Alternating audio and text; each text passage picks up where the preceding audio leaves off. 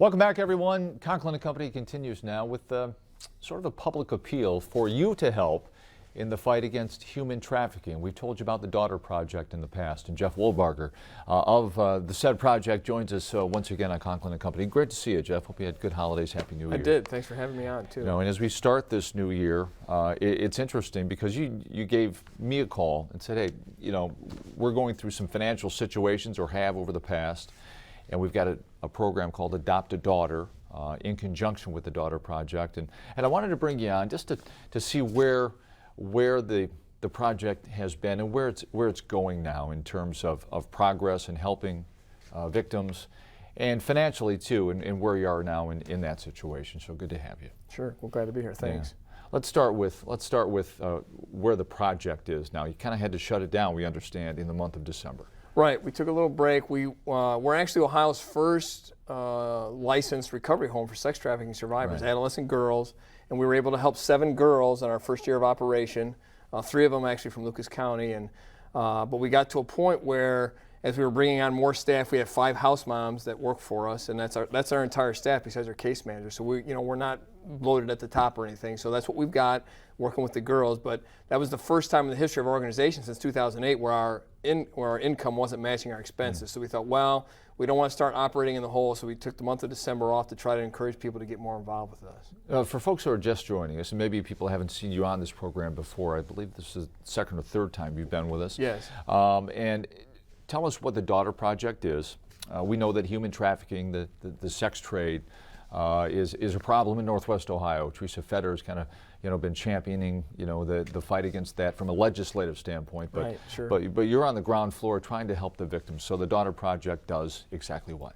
Well, absolutely. I mean, our mission is to build and operate recovery homes for girls that have been rescued from sex traffickers. And when I first got involved with this, I just assumed that there were such places in our state doing that, but there weren't any. We're the first one. Yeah. The second one finally just opened just about a month ago. But we're trying to help girls. I mean, we've helped 3 girls from Lucas County. We helped 3 girls that were in Perrysburg. We helped a girl out of Pemberville. We helped one girl. I just met about a month ago, a girl from Maumee that had been trafficked. She's an adult now, but she was actually trafficked quite a few years ago. And it's just incredible. I had no idea that this sort of thing was happening in our own community. But that's what we're about. So we built a home. It's a group home for 6 girls to live in, and we have house moms in there, and we provide all their care for them. Physical and sexual abuse counseling, education, recreational opportunities, life and social skills, and we work with the girls, and we raise our own money to take care of these girls because we don't charge them or their families anything to take care of them. Giving these girls a chance to become, and someday, independent, right, from where the hell that they have been in, right, in the past. Right. But the Adopt a Daughter program, tell us about that and how people who would like to get involved say this is an incredibly noble project. Tell us about it. Well, thanks. Well, and with this, we wanted to give an opportunity. I mean, this is a problem within our community, and we wanted to see the community help support it, and that's what the Adopt a Daughter program is. Real simple. You go online, thedaughterproject.org, go to the Adopt a Daughter. It's a little form you fill out. All we ask for is your name, address, and email, and then what we ask you to do is make a 2-year commitment to praying for our girls and making a monthly donation. And you can donate any amount you want. Our general goal is saying if we can get 1,000 people donating $20 a month, that would be more than enough money for us to operate. Now some people give less. I mean, we got high school kids giving us $5 a month.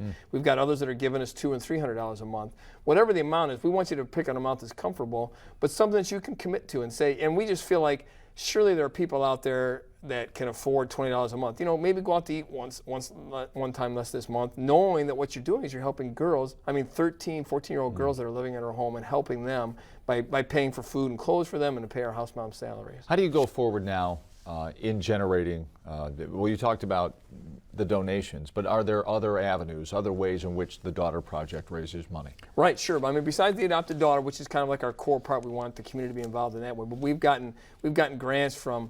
There's an organization called the CareSource Foundation. The Ronald McDonald House has given us a grant recently. So there's a lot of groups out there that are recognizing what we're doing and are trying to help us that way. So we get grants and donors. The Andersons, I could speak about them all day. They helped us with our build, and then they've given us a grant even again this year to help us with the operation part. So. Yeah, they tend to reach out quite a bit in our community. It's neat. There's companies, and then there's companies like the Andersons where they realize, look, we're a part of the community, and we want to be a part of the community, not just a business. You make no bones, Jeff, that this is a faith-based situation here. and maybe speak to the religious aspect of this. Sure. Well, I mean, for me, I've been a teacher for 26 years, and God gave me a teacher's heart. I've been loving doing it, teaching at University of Toledo and some of our local high schools. But about 4 years ago, I believe God gave me this sense of call to do something about this to help these young girls. And so that's what we are. We're faith-based, but we make it very clear to people, too. We want them to understand our goal is not to proselytize the girls. Our job is to care for them. The Christian aspect, our biblical foundation for our organization, that's who we are. It's not what we do to the girls. Okay. So you don't bring them in and say, you must do this. Right, absolutely. No, it's a home. We give them the counseling, and we give them recreational opportunities. We help them with their schooling. We have online education. We have volunteer teachers that come in and work with them. So that's what we're working with. And it's up to the girls. I mean, our house moms, they all attend church on Sundays, and they invite the girls to go, but they don't have to go. It's up to them. You started in 2008 with the Daughter Project. Give us an example of, one of the girls could be a young woman, certainly by now, and where that person or a couple of the girls are now in a success situation that the Daughter Project has been responsible for. Right. Well, with our girls, I mean, recovering from being physically and sexually abused for months and in some cases years, I mean, that's a lifelong journey. Yeah. So that's our goal, is to get them started on that recovery process. I can think of one girl in particular that was with us, and just a very difficult situation, but like they all are, really. And we worked with her, and then she was able then to return home at a certain point. We felt like it was good timing, and a lot of times the homes are so-called dysfunctional as well, so it's difficult. But we work with the families as well and get in a situation they can return home. And it was about 2 months ago I saw she went to our Facebook page and posted about how the Daughter Project had made such a big difference in her life and really helped her to see who she was and her value. And it's just neat. I mean, it's just unbelievable to see. I mean, when I get a chance to meet these girls, I mean, I go to the home once a month for a staff meeting. When I see these girls, you can imagine just their countenance, everything about them is just, they're just so depressed in their self-esteem and their self-worth. But to see them, like a girl like this, to respond in the way that she did, I mean, the amount of recovery. I mean, they're resilient. To eventually trust someone. Right. Absolutely. Yeah. And that's the thing. They're survivors, and it's amazing to see, and we're glad to be a part of that recovery. So many noble causes in our community. This is one of them. It is the Daughter Project. And Jeff, best of luck going forward in 2014. Yeah, if you want to get a hold of Jeff Wohlbarger and the Daughter Project, you'd like to become involved, just check out the email. You can email Jeff. And there it is, jeff@thedaughterproject.org. Thanks for coming. Thanks, Best of luck this year. Thank Back you. on Conklin and Company. Take 3, straight ahead.